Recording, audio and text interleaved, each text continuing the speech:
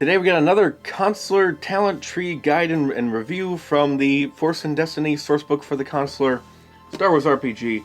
So, the teacher. The teacher overall is a knowledge-focused person who's big on helping out himself with his great teaching ability, but also, of course, other people in a wide variety of ways.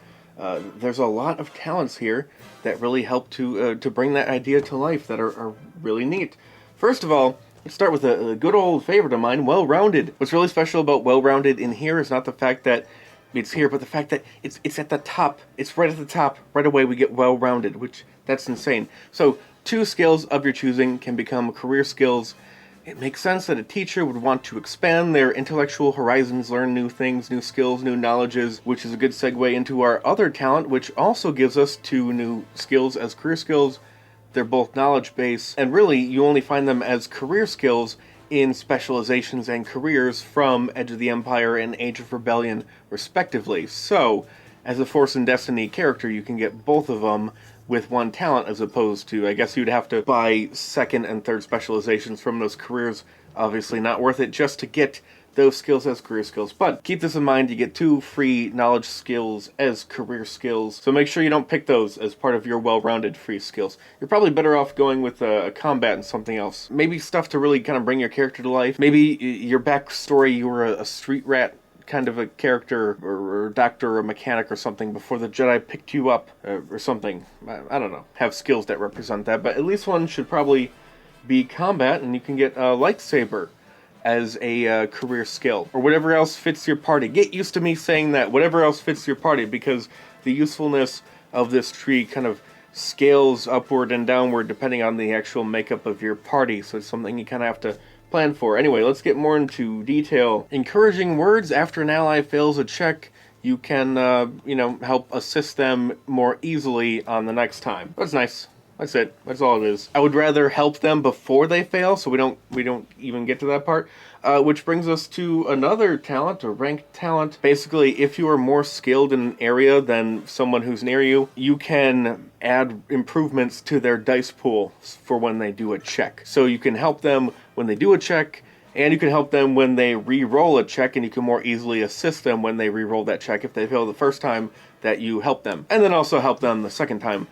We also have Wise Warrior and Improved Wise Warrior. To a limited extent and with a high cost, you can use any characteristic of your choosing to do a combat check with, and with the improved version, you can pass that benefit on to someone else. Which, this is one of the big areas where its usefulness depends on the makeup of your group and the stats that you pick. What are your strong characteristics? What are the strong characteristics of someone else in your party? Like, if intellect is a big one for you, you're a knowledge-based character, it makes sense you'll have a high-ish intellect probably. If you're paired with a mechanic and a computer hacker, or whoever else, a doctor, if you got all three of those, or whatever, in your party, well, you can pass the benefit on to them to fight a bit more often. It's more likely you'll have opportunity to use this, and so you'll get more bang for your buck out of it. So it depends on the makeup of your group. That's a very specific group. Odds are that's not what you're going to come across. We have another talent, which I guess is kind of similar, and I guess that also sort of goes for the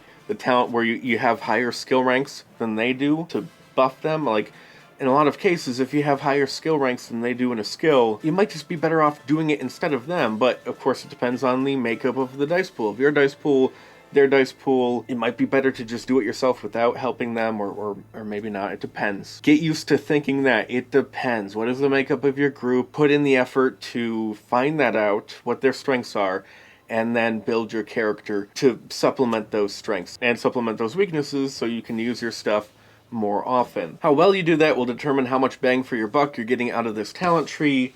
Finally, right? I think finally, or at least finally as far as the new, unique, and awesome talents. Once a learner, and now the master. That was a reference to something. One of these is great because you can buff someone else's force rating by a number equal to yours. Again, high cost, can't do it that often, blah, blah, blah, blah, blah. Use your force rating to improve someone else's force rating, and they can be more successful with their force powers, which is awesome. And finally, even better, The other one, it allows you to copy a force power or talent of people around you, which is really helpful because you can spend points instead of like diving into a force power, which I don't recommend, or on supplemental trees to get other talents. Just take it from other people, because you really want to put your points into this tree, increase your force rating, increase your skill ranks. You're going to be more likely, if you focus on the more base stats like that, you'll be more likely to get more use out of your tree helping other people. The more skills you have that are better than other people's, the better off you're going to be, which is why you really do need those extra 4 career skills to make the most of it. So is it a good tree? It depends. It's a pretty solid tree. It's one I really like. I think is really interesting thematically. There are definitely a lot of wide variety of fun stuff you could do to help yourself and help your teammates in different ways. It's going to be fun to play, but again, how effective you are, how much bang for your buck, it depends. And so that's why it's hard to talk about how to build them. What characteristics you should focus on are going to depend on your party. What skills you should focus on are going to depend on your party. It's hard to say. You got some knowledge talents in there. Researcher, respected scholar, we've seen stuff like that before. Even get a little bit of talking defense, that's neat. And also a little force where you can remove setback die here and there. But odds are decent, you might be a de facto knowledge guy, so decent intellect and I don't know, whatever your party is. I really wish I had more input stuff to say, but at least this will be easy to edit. That is it for today. If you like this video and want to see more, you can support this channel on Patreon and you'll get some extra videos. I'm currently doing a explanation, rundown, behind the scenes, blah blah blah, of my Deadlands through Genesis RPG that I'm doing with some people. There's at least one video you can't see on this channel, and there'll be a lot more as time goes on. Video journals, diary of what's going on, but also maybe character showcases and the like. And don't worry, players who actually watch this show, there'll be big warning spoilers. Don't watch this, players. Anyway, extra content through Patreon.